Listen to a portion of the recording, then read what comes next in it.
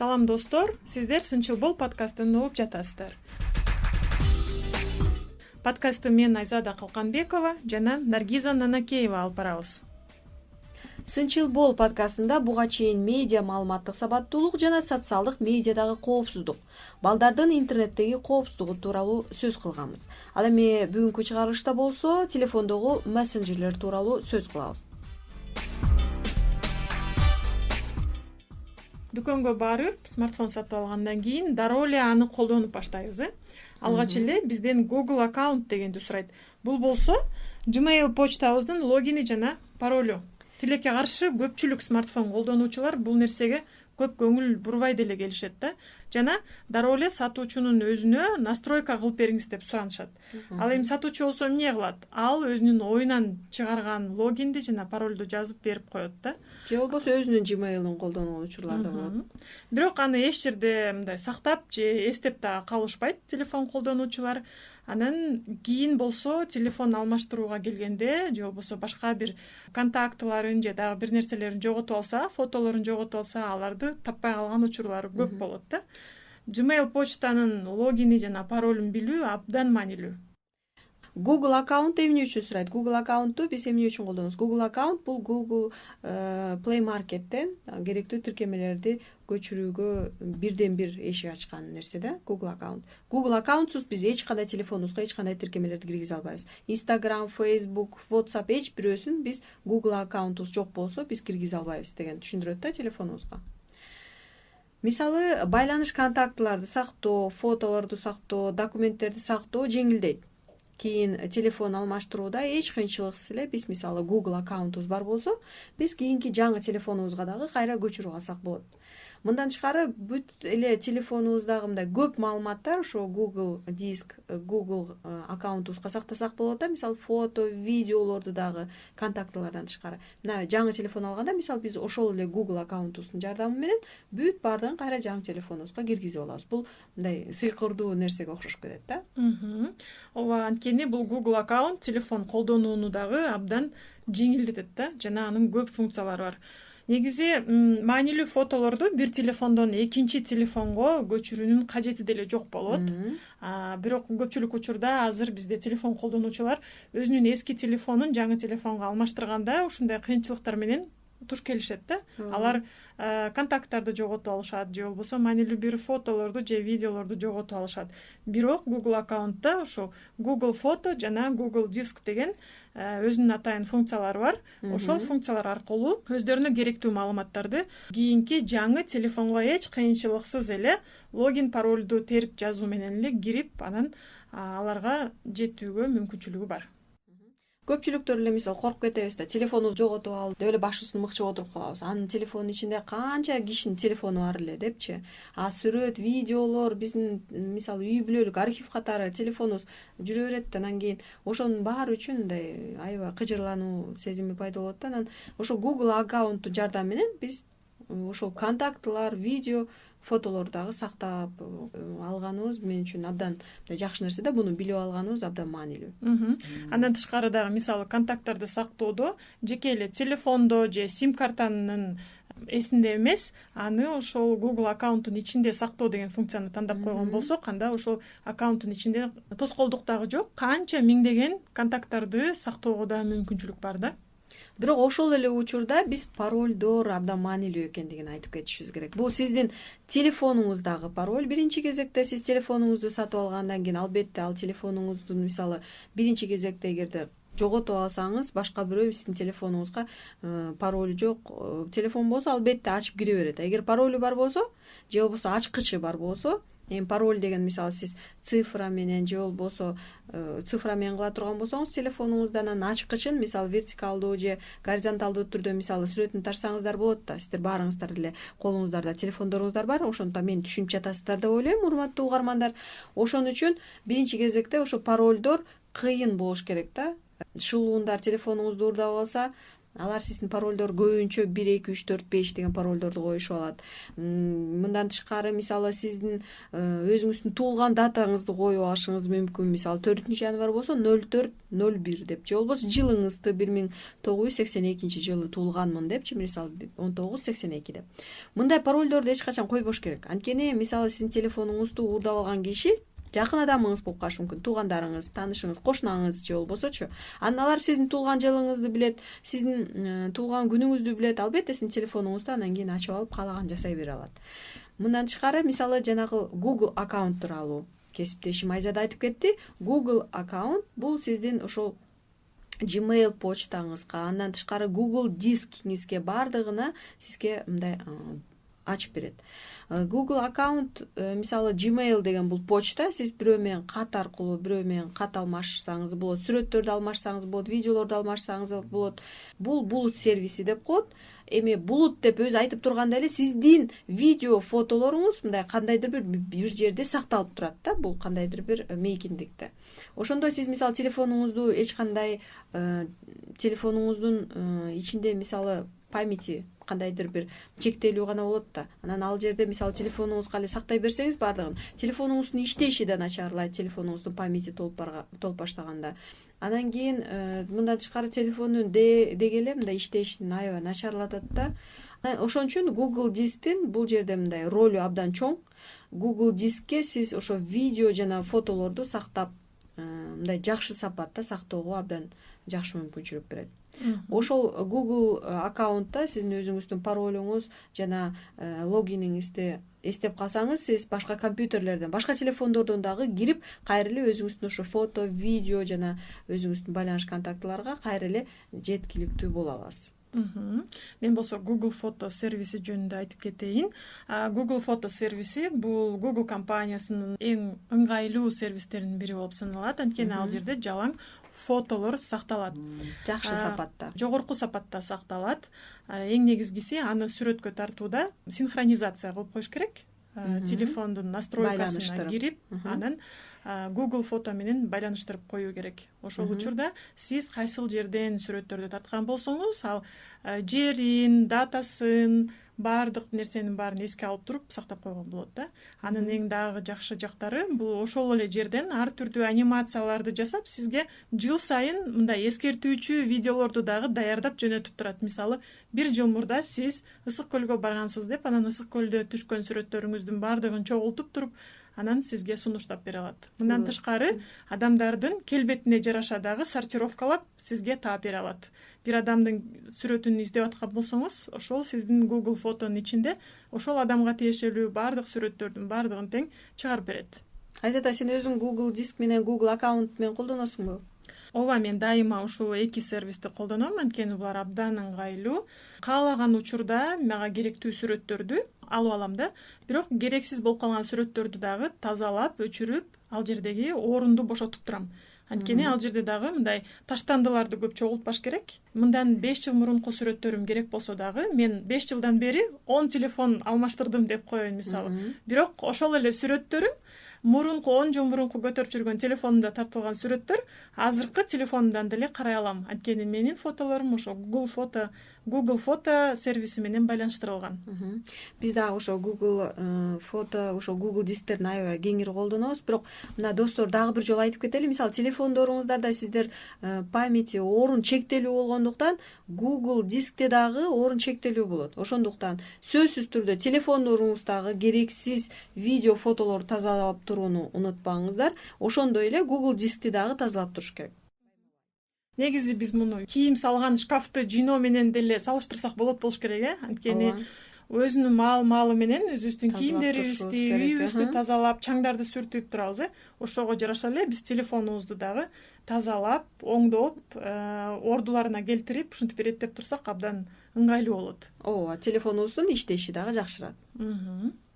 Анан биз бул Google аккаунттарды жазып, логин, паролдорду сактап алгандан кийин эле биз дароо эмнеге өтөбүз? Биз башка мессенджерлерди көчүрүп бер деп айтабыз сатуучуга. Play Market'тен көчүрүп бер дейбиз. Анан бизге сатуучулар ошол мессенджерлерди көчүрүп берет. Алар кайсылар болушу мүмкүн? Эң популярдуу бүгүнкү күндө колдонулган WhatsApp жана Telegram жана башка мессенджерлер. Демек биз бүгүн анда WhatsApp жана Telegramдын дагы ыңгайлуу жактары жөнүндө дагы айтып бере кетели. Негизи көбүрөөк ошо WhatsApp жана Telegramдарды колдонобуз да биз. Мисалы бири-бирибиз менен жазышуудан, бири-бирибизге сүрөттөрдү, видеолорду жиберебиз. Көп маалыматтарды мисалы биз ошо видео маалыматтарды дагы WhatsApp жана Telegramдан алып турабыз.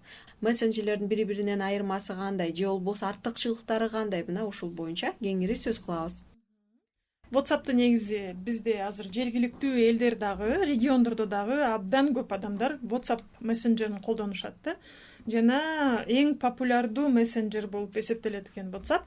Анда миллиондогон адамдар дүйнө жүзү боюнча колдонуп отурушат да. Бирок баары эле ушу маалымат алмашуу менен гана колдонушат көбүнчөсү, бирок анын кээ бир пайдалуу жактарын дагы аңдап биле албай калган учурлар бар. Ошон үчүн биз пайдалуу жерлерин дагы айта кетсек болот. Мисалы, биринчи адамдын өздүк маалыматтарынын көрүнүктүү болушун же болбосо көрүнүктүү эмес болушун тандасак болот экен. Мен мисалы экөөбүз, сен экөөбүз тең WhatsApp'та мисалы бири-бирибиз менен сүйлөшсөк, мен сен кайсы маалыматтарыңды көрө алам, кайсы маалыматтарыңды көрө албайм. Мисалы ошону сен өзүң настройкалап жасасаң болот. Ооба, мисалы өзүнүн профилиндеги фотосун жана статус деп коебуз. Күнүгө биз статуска бир кайсы бир видеолорду, кимдер көрө алат, кимдер көрө албайт, ошонун баардыгын сүрөттөрдү коебуз жана ошону ким көрсүн деген функциясы аркылуу тандап туруп анан өзгөртүп алсак болот. Ал жерде мисалы WhatsApp'ка настройкисине киргенде аккаунт деген жер бар жана аккаунттан приватность деген жерге өткөндө ошол жерден биз тандай алат экенбиз. Экинчиси бул бири-бирибизге келген билдирүүлөрдү форматтап, аларды башка бир шрифттер менен жазуу дагы мүмкүн экен. Биз мындай жөн эле тере беребиз го.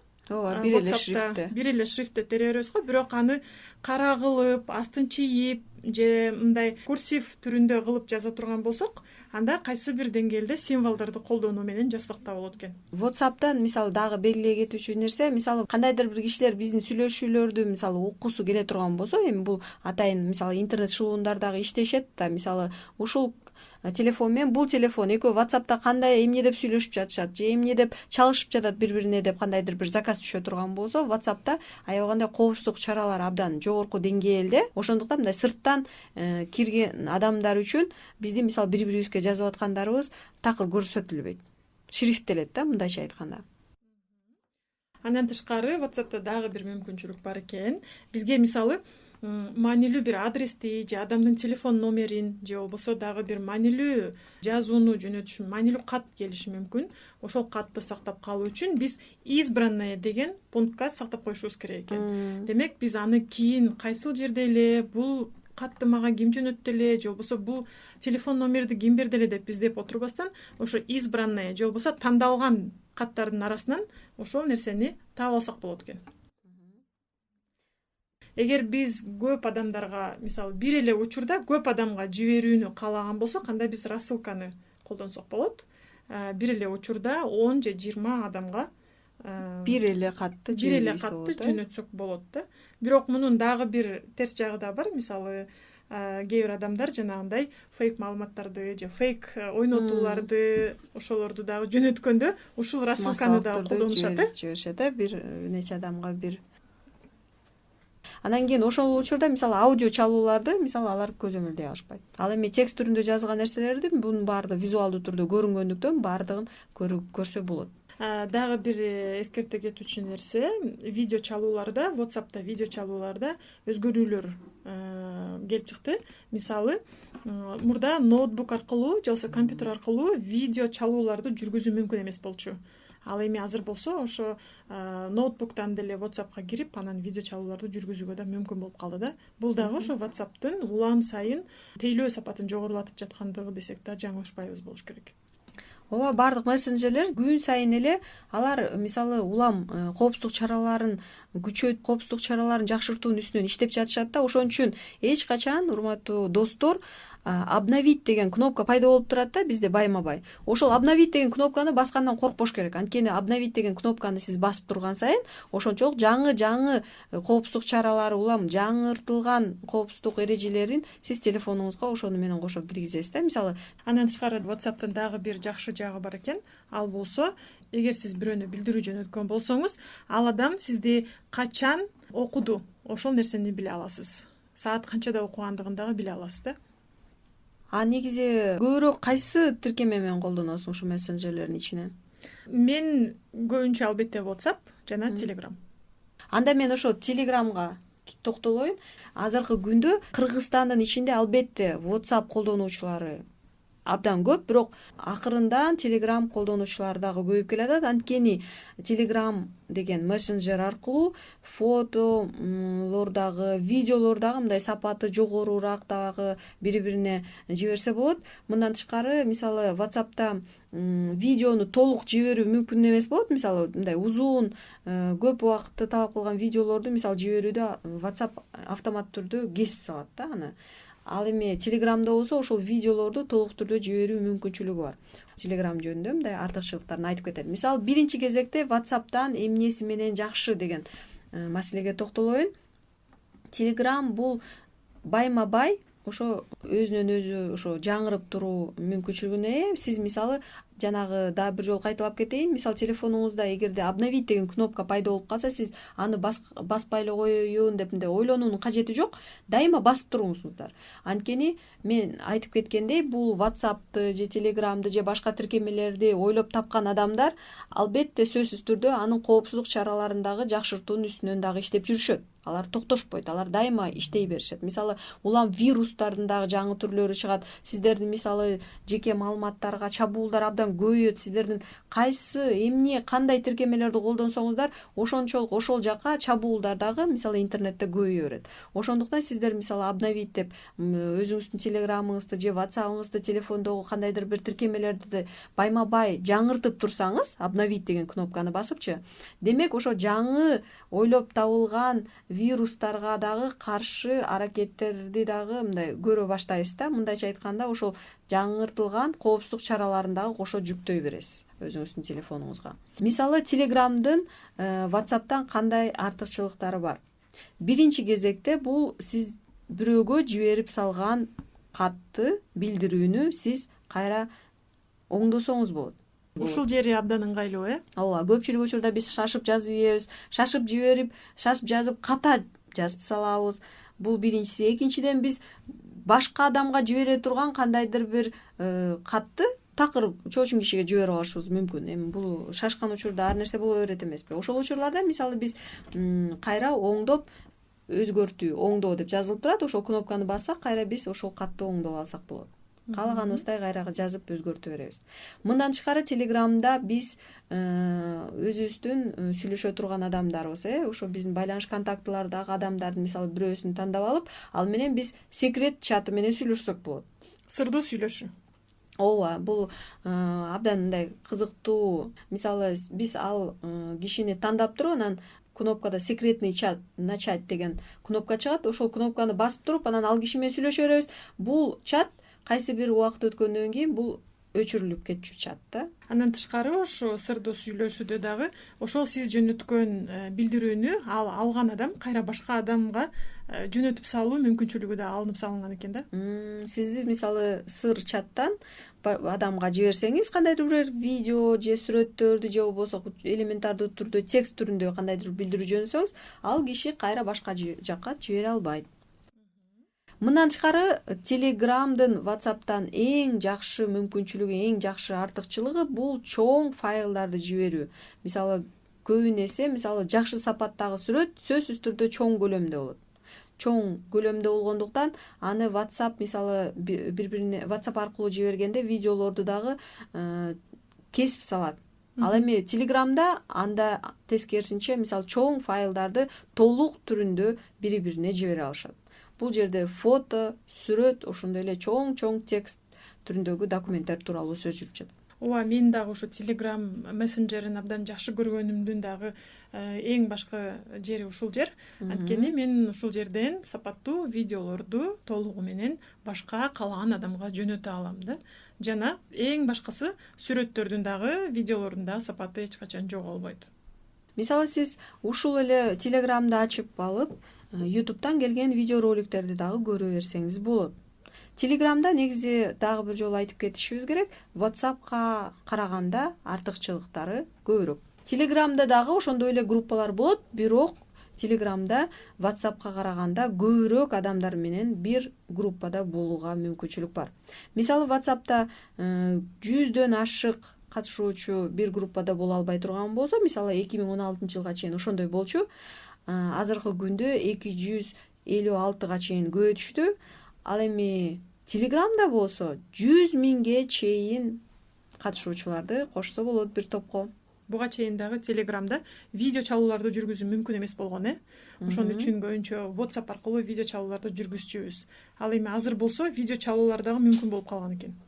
Эң сонун WhatsApp мессенджеринде эгер сизди ким акыркы жолу киргениңизди көрүүсүн кааласаңыз, анда сиз жалпы эле түзөтүүлөр функциясына кирип туруп эле баардыгы мени көрө албайт деген функцияны тандайсыз. А эгерде Telegram'га келген болсок, Telegram'да индивидуалдуу түрдө тандап, бул адам менин акыркы жолу киргенимди көрсүн, ал эми бул адам көрбөсүн деген дагы тандоолорду жүргүзсөңүз болот экен. Негизи эле Telegram'ды мага мындай колдонгон көбүрөөк жагат да. Анткени мисалы эми биз иштеп жаткандыктан биз абдан көп күн сайын ар кандай видеолорду, чоң форматтагы видеолорду бири-бирибизге жибергенге туура келет. Анан сүрөттөрдү дагы мындай жакшы сапатта, анан тез арада мындай бири-бирибизге жиберүү каалайт эмеспизби. Ошондуктан мисалы мен көбүн эсе Telegram'да мен колдоном. А WhatsApp'та болсо мен көбүнчө мисалы туугандарым же болбосо кошуналарым менен сүйлөшөм дагы. Telegram'да мен көбүн эсе жумушка байланыштуу контактылар менен сүйлөшөм. Негизи эң маанилүү жери бул Telegram'да телефондогу орундарды ээлебей турган эң жакшы мессенджер болуп эсептелет. Анткени ал жерде автоматтык түрдө оор файлдар телефондун эсине жүктөлө бербейт. А WhatsApp'та болсо мисалы сиз кандайдыр бир сүрөт же видеолор келсе, ал түздөн түз эле сиздин галереяңызга кирип кетет дагы, телефонуңузда тез эле орун калбай калат. Ал эми Telegram'да болсо сиз тандап кайсы фотолор, кайсы видеолор мисалы телефонуңузга киришин каалайсыз, каалабайсыз өзүңүз көчүрүп мындай жүктөп алсаңыз болот. Ооба, биз болгону бүгүн ошол мессенджерлердин түрлөрү жөнүндө сунуштарыбызды жана пайдалуу кеңештерибизди бердик. Ал эми угармандар ар кимдин өзүнүн эрки, кайсы мессенджерди ким тандап колдоно алат. Негизи ар бир смартфон колдонуучу кайсы мессенджерди кааласа өзүнүн эрки. Биз гана болгону кеңештерди гана бере алдык.